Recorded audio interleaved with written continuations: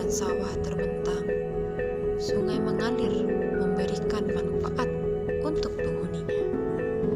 Keindahan ini terasa lebih lengkap karena masyarakat yang ramah, damai, dan memiliki tekad yang kuat.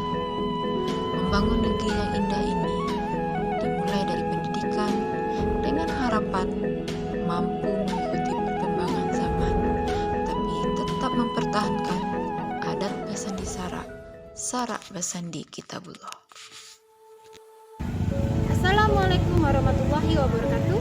Perkenalkan, nama saya Vera Timurandi, mahasiswa Pasca Sarjana UIN Mahmud Yunus Batu Sangkar. Di sini saya akan membuat video untuk memenuhi tugas dari Bapak Dr. Haji Asmendri SAG MPD dengan mata kuliah Perencanaan Pendidikan Islam tentang pendekatan perencanaan pendidikan. Perencanaan pendidikan sangat penting untuk mewujudkan sistem pendidikan yang efektif dan relevan.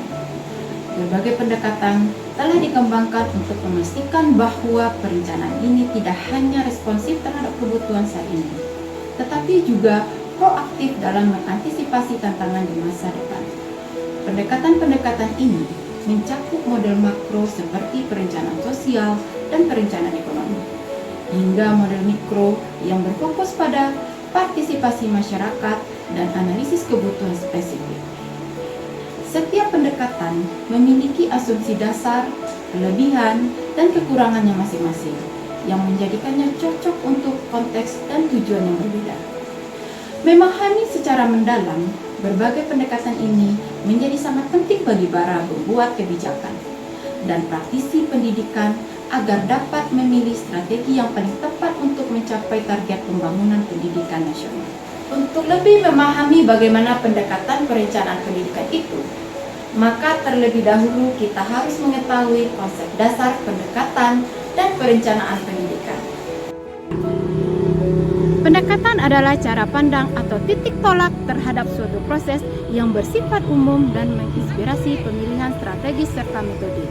Sedangkan perencanaan adalah proses pengambilan keputusan tentang apa yang harus dilakukan untuk mencapai tujuan. Perencanaan yang baik harus menjawab pertanyaan what, why, where, when, who, dan how. Perencanaan pendidikan adalah titik tolak atau sudut pandang yang digunakan dalam proses pelaksanaan pendidikan dengan adanya langkah-langkah kegiatan yang sistematis guna mencapai tujuan pendidikan secara efektif dan efisien.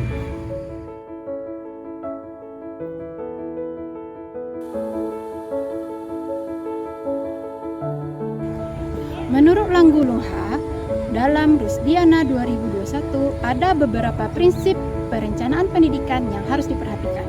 Yang pertama, kooperatif, komprehensif, di mana prinsip ini mendorong kerja tim dan mencakup semua aspek esensial layanan pendidikan.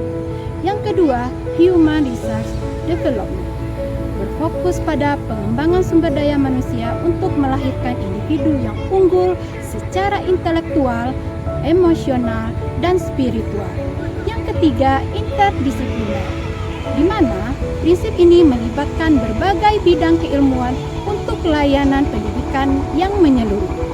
Yang keempat, efektivitas, efisiensi, di mana prinsip ini berhasil guna dan bernilai guna dalam mencapai tujuan dengan perhitungan sumber daya yang cermat.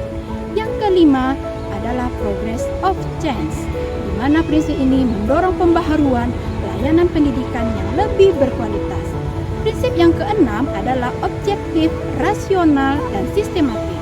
Prinsip ini berdasarkan data, analisis kebutuhan, dan memiliki tahapan yang jelas. Yang ketujuh adalah fleksibel, di mana prinsip ini bersifat adaptif terhadap perkembangan dan perubahan khususnya dalam ilmu pengetahuan dan teknologi.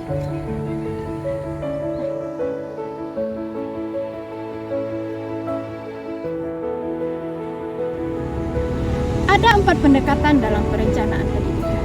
Yang pertama adalah pendekatan kebutuhan sosial. Pendekatan ini adalah pendekatan yang bersifat tradisional yang berfokus pada pemenuhan kebutuhan pendidikan bagi seluruh individu.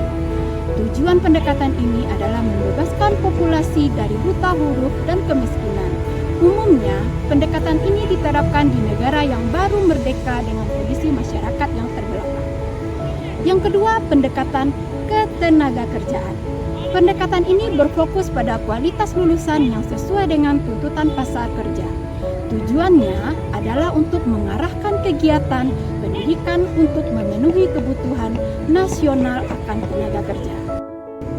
Yang ketiga, pendekatan keefektifan biaya. Pendekatan ini didasarkan pada konsep investasi pada sumber daya manusia. Pendekatan ini juga dianggap sebagai investasi yang harus menghasilkan keuntungan ekonomis. Pendekatan yang keempat adalah pendekatan integratif. Pendekatan ini dianggap sebagai pendekatan yang terbaik karena mengintegrasikan semua pendekatan lainnya secara seimbang. Pendekatan ini juga dikenal sebagai pendekatan yang sistematik atau sinergi. Ciri-cirinya adalah menggabungkan orientasi pengembangan individu dan sosial, kebutuhan ketenagakerjaan, kualitas akademik, pertimbangan ekonomis, dan layanan sosial budaya.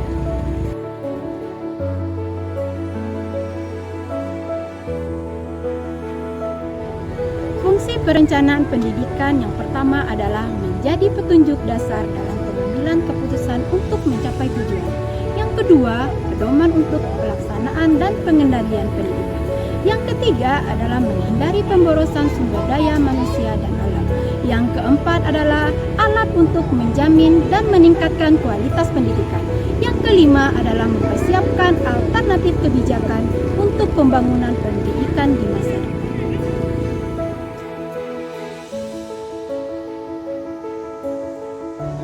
Ada beberapa mekanisme atau langkah dalam perencanaan pendidikan. Yang pertama, menentukan dan merumuskan tujuan yang ingin dicapai. Yang kedua, meneliti masalah yang akan ditangani. Yang ketiga, mengumpulkan data dan menginformasikan yang diperlukan. Yang keempat, menentukan tahapan atau rangkaian tindakan. Yang kelima, merumuskan cara pemecahan masalah dan penyelesaian pekerjaan.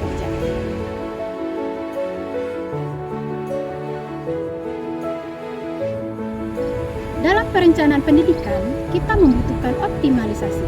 Optimalisasi adalah proses membuat sesuatu menjadi lebih baik dalam mencapai yang tertinggi atau yang terbaik. Tujuan optimalisasi ini adalah memanfaatkan berbagai pendekatan secara sistematis untuk meningkatkan efektivitas dan efisiensi perencanaan pendidikan. Ada beberapa langkah optimalisasi. Yang pertama, pengumpulan dan analisis data. Yang kedua, identifikasi kebutuhan dan tujuan. Yang ketiga, pengembangan alternatif solusi. Yang keempat, implementasi yang efisien. Yang kelima adalah evaluasi dan modifikasi. Ada 3 kunci keberhasilan optimalisasi perencanaan pendidikan. Yang pertama, adaptabilitas, di mana di sini kita mampu menyesuaikan strategi dengan konteks dan karakteristik pembelajar. Yang kedua adalah komprehensif. Di sini kita harus bisa menganalisis semua elemen sistem pendidikan secara menyeluruh. Yang ketiga adalah sinergi, di mana di sini kita harus memastikan semua pendekatan bekerja selaras dan saling melengkapi. Jadi di sini saya dapat simpulkan bahwa pendekatan perencanaan pendidikan adalah titik tolak atau sudut pandang yang digunakan dalam proses pelaksanaan pendidikan dengan adanya langkah-langkah kegiatan yang sistematis guna mencapai tujuan pendidikan secara efektif dan efisien. Demikianlah video ini saya buat, semoga bisa bermanfaat untuk kita semua. Saya akhiri dengan Assalamualaikum warahmatullahi wabarakatuh.